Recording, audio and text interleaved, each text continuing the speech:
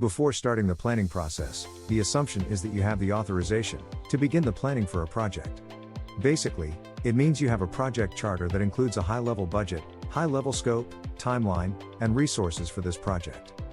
Do you know that 25% of technology projects fail outright due to poor planning? This emphasizes the importance of project planning, which cannot be stressed enough. Poor planning in project management is the number one mistake that leads to project failure. If something does not start right, it would be delusional to think that it will end right. Failing to plan exposes the project to unpredicted high risks and problems. In the next 5 minutes, you will learn about the planning process and its key component. This will help you to improve your project planning skills and increase your chances of project success.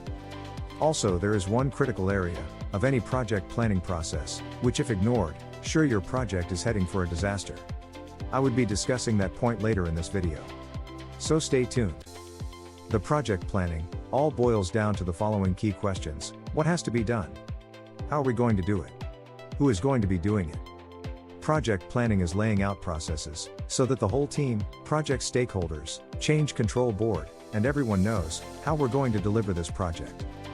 The project planning process group is where you build the roadmap to achieve your goal within your predetermined time and budget constraints, starting with a project management plan, project scope, and work breakdown structure, and wrapping up qualitative and quantitative risk analysis.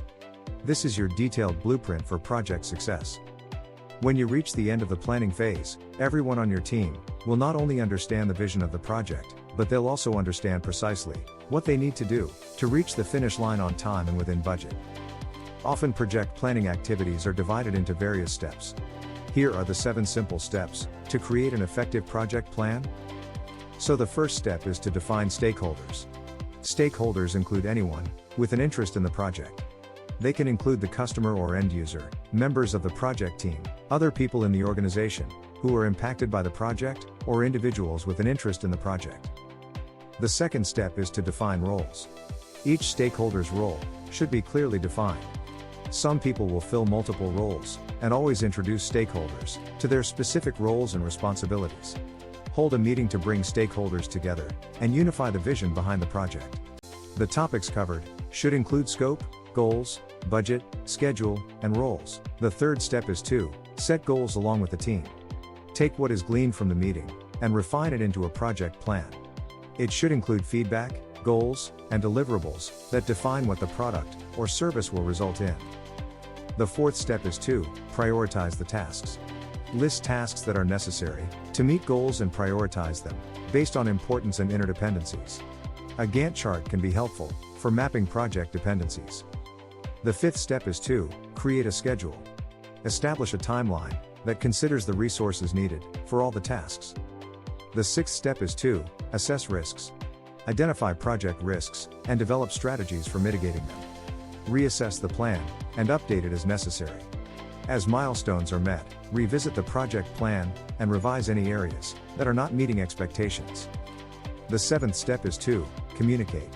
Share the plan with all stakeholders and provide communications updates in the format and frequency as per stakeholders' expectations. For any successful planning, there is one key area which you cannot afford to ignore. This area has 3 major components, often known as the iron triangle. It includes scope, budget, and timeline. The scope determines what a project team will and will not do. It takes the team's vision, what stakeholders want, and the customer's requirements, and then determines what's possible. As part of defining the project scope, the project manager must set performance goals. The project manager should look at what manpower and other resources will be required to meet the project goals, to estimate the project's cost. The estimated project cost will form the basis of project budget. The timeline reveals the length of time expected to complete each phase of the project and includes a schedule of milestones that will be met. Planning a project is not an easy feat, no matter what the scale and project scope are. Planning every detail up to the manageable tasks, along with handling the ever-changing situation of the project, is an almost impossible task. There's a lot that can go wrong, and several risks are lurking till the completion of the project. However, poor planning leads to time wastage in trying to figure out how to solve the challenges that the project faces. Time is money, hence the funds of the project will be used to solve the issues that arise from the project due to poor planning. Subsequently, the project will be destined for failure. The people assigned to do various tasks on the project may not be the ones suitable for that, because the planning was poorly done.